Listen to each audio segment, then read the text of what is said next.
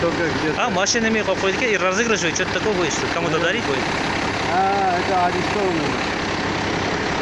Машина хохает, хозяин нет. Mana специальная группа волонтеров есть, оказывается, которые Ильшат деген. Они накрывают столы.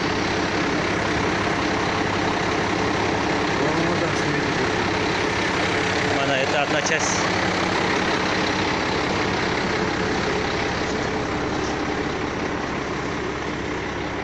Вон там казан. Да, здесь. Вот столы накрыты. Высокие, курица. Богатый стол. Слов нет. Слов нет. Она вот так вот, Ильшат специальный общественный фонд. Ребята обслуживают. Она маяхта еще.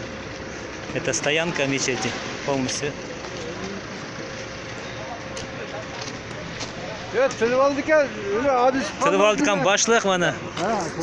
Assalomu alaykum. Yaxshi o'tiribsiz? Voy, mana. Bishkekda Qirg'izistonda bo'lmagan ishlardan